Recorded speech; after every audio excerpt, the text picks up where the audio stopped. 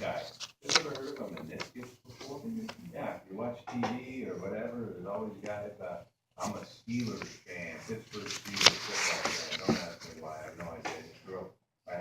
When I was 5, I had Pittsburgh Steelers pajamas, so I've been a Steelers fan. Ben Roethlisberger, the Steelers quarterback, just had meniscal surgery a couple weeks ago. Maybe eligible to play on Sunday. I saw that last night. I know it's minutia and trivia, but what he had surgery on was his meniscus.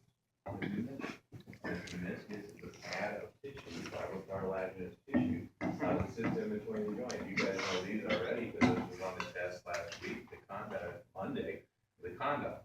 You guys remember the condyle was on the exam? There's the condyle, and here's what a meniscal pad is. A lot of times, an enormous amount of pressure, as we see in athletics, can actually tear the meniscus, and they'll have to go in and trim that tissue up. That's what a meniscal tear is. Pretty minor surgery. I think I'm going to be going in next summer. I had an injury in City League basketball about 15 years ago, and my doctor said, see where it goes. Come back in 6 months. If it's still bothering you, we'll go in and trim it up. Well, it's pretty good. I was younger then. Now that I'm 50 and it's getting cold, my knees bother me. So I told my wife this weekend, I said, I'm going to have to go get that trimmed up. I'll wait till summer, which seems a little ridiculous. Maybe Christmas break or something. Give up summer or something stupid like that. There's the patella that actually doing this back and taking the kneecap away. Any questions on snowmobile joint? A couple modifications that are kind of cool. Sometimes because of friction, when we're talking about movement around a joint, you have the tendons going over bones, and we don't want that, so we'll put a little pad of tissue in between, like a tendon and the bone itself, and those are called bursa. They function as a cushion. You guys ever heard of bursitis? Bursitis is simply an inflammation of this little cushion or pillow pad in a site of friction, often seen in the knees. I'll show you a picture of it again. Take a look at it here. This is the shoulder joint. You guys are familiar now with the acromion process. I have the coracoid process. I did mark that wrong on some of your tests. Some of you guys put coronoid, and that's not a spelling mistake. That's actually a different structure. So I circled the end and marked that wrong. Sorry. But looking at this joint up here, you'll see it's surrounded by tendons, and then these little pads of tissue here are called bursa. And these bursa sometimes swell up with friction, and you can take anti-inflammatories to move that down. But really what you need to do with bursitis is stop doing whatever activity is causing that to inflame.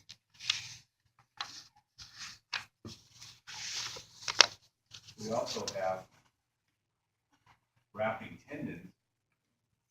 We have something called a tendon sheet. And again, look at the back. So, lay out your hands. Look at the back of it. See the lines in here? See the lines? They're coming down. You guys know what those are? Those are tendons. Those are tendons. So imagine, I got to go back for a second. Is this class about you? There's not one thing I've talked about this term that you don't have. You got all this. So when we talk about a tendon, I'll show you one. These lines that are coming over from your phalanges down into your arm, those are tendons. And what are tendons made of again? Dense, regular, connective tissue, collagen fibers. So I got a muscle that's coming down here, and at the end of a muscle, it forms a tendon from the connective tissue covering around the muscle, and that tendon runs from my muscle over a joint and attaches to my phalanges down here. Because tendons connect what to what? Muscle to bone. And so it comes down here. So when I contract my muscle, whoop, my fingers go up. You guys see how that works? Shorten the muscle, and my fingers go up because the tendon is pulled on, and that finger goes up. See how that works? There's friction right here. If I did that a lot, Yeah, there'd be friction. People get carpal tunnel syndrome, which is exactly just tendonitis.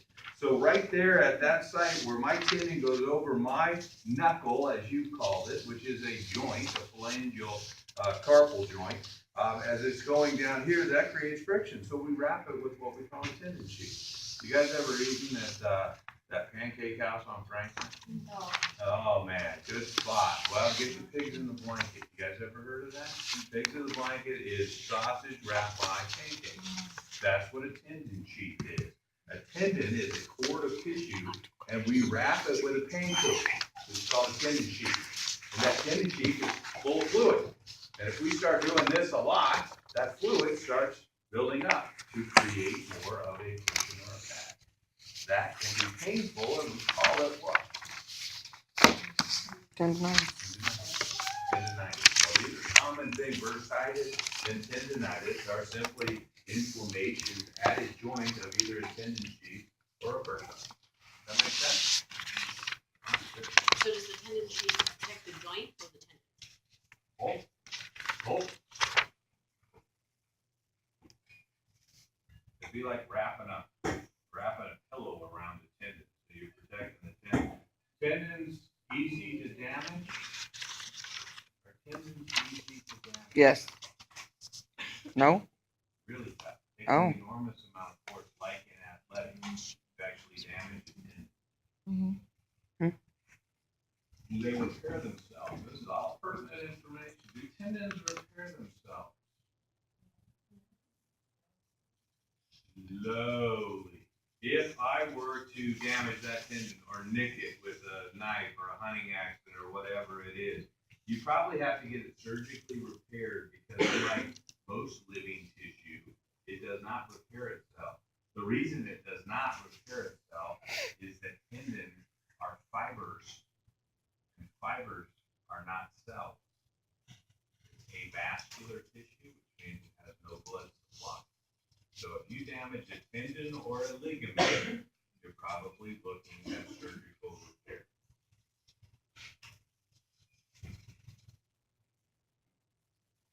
Movements you should be aware of. Now these are movements, gliding is real simple. Intercarpal, tarsals is just where things just move over one another, bones just kind of slides back and forth. Those are easy ones. Angular movements, know these five really well. Why do I say that? Why these five? Any idea?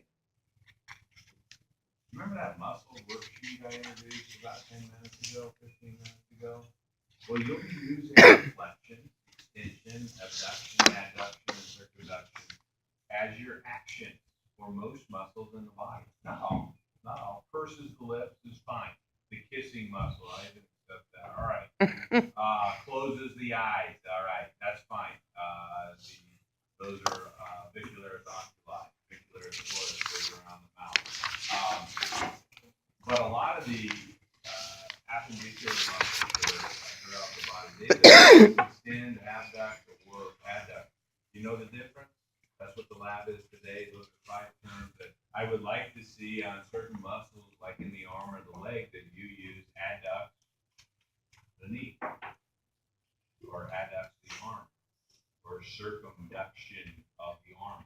Those are blanks and blanks. And I'm asking you, does that make sense to you?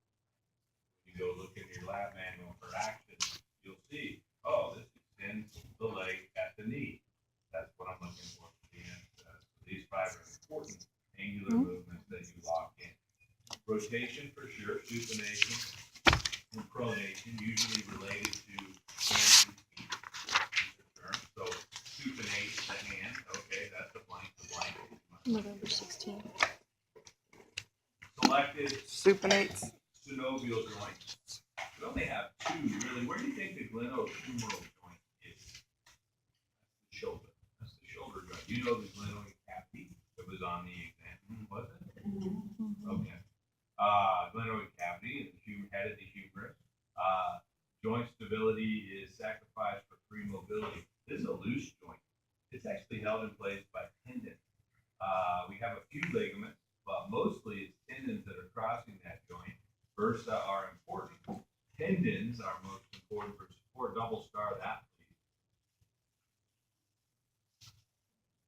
Anybody watching baseball right now? World Series, going game 7 tonight. Game 7. If you're not a baseball fan, it's all right. But it's a big one for Chicago Cubs. They haven't won World Series since I think 1905, which is great. What is it? 1908. 1908. Good. I should know that. I'm from Indiana. Chicago's in Illinois, but it's close.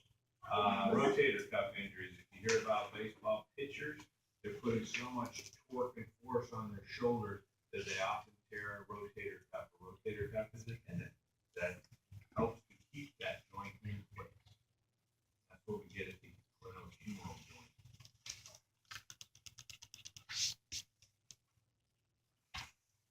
The big joint that you should be familiar with is this one right here. This is the knee joint. That's the model we have. I'm going to introduce when we get to the lab manual today. Extends, flexes, and partially rotates at this joint. The ligaments you should definitely check. You need to know where the lateral and medial clavels are and where the cruciates are. You guys ever heard of cruciates? I get a kick out of watching Saturday football, college football, and running back goes down, and the announcer immediately says, "Oh, he tore his ACL." So you have no idea what they did in their knee. But if you hear about ACL or MCL, have you guys ever heard of those? PCL, that's the posterior cruciate ligament. Those are where the cruciates are. They are ligaments that go down to the middle of this knee joint. They actually cross. That's why they call them cruciates, or crucifix, or cruciates. You have an ACL and a PCL. You should know where they are in this model. And that's what you're hearing about on Saturday football games. People tear their ACL. It is a ligament in their knee. Does it heal itself? My favorite football player is Sheldon. The junior last year was playing summer basketball for Sheldon. Last 2 minutes of summer basketball before he moves into his football season. Very slowly. Dove for a ball, hyperextended his knee and tore his ACL. Unbelievable. Out for the whole year, senior year. It's super sad. He's a great kid. He tore his ACL, anterior cruciate ligament. Did it heal itself? No. You have surgery. You almost have to have surgery because ligaments and tendons are avascular tissue that are fibrous and they will not heal themselves.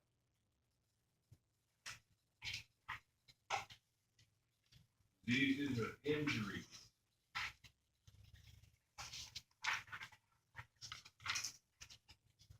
What's a sprain? They know what a sprain is. All right, sprain is a stretching of a tendon or ligament.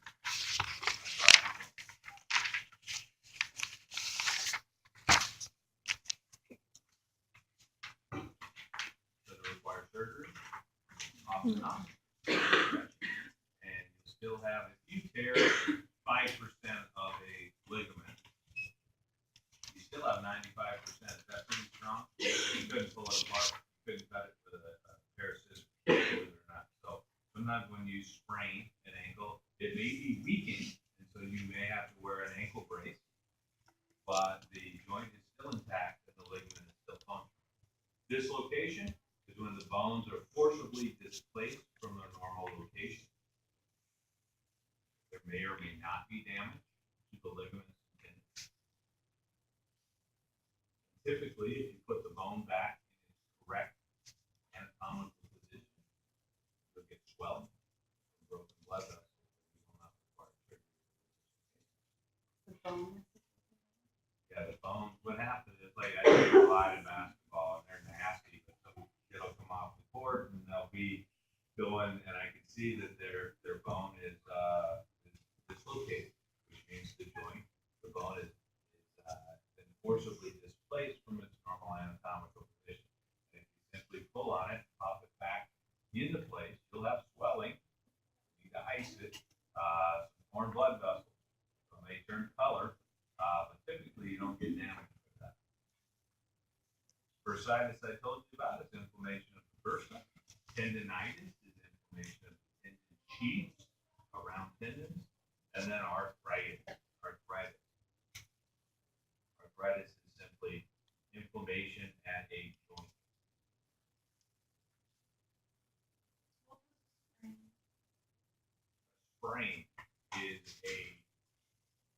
forcible movement at a joint where moderate ligament or tendon damage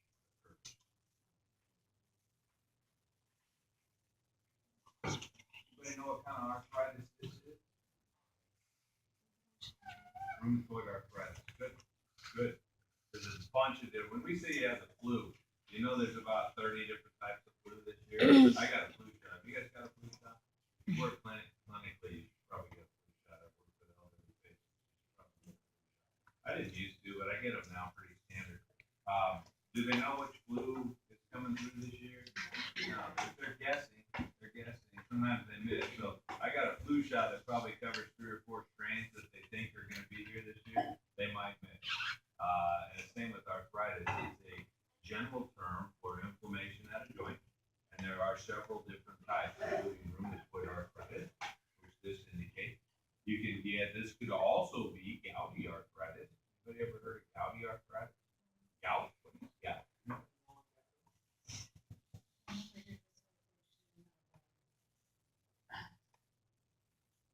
You're right on it.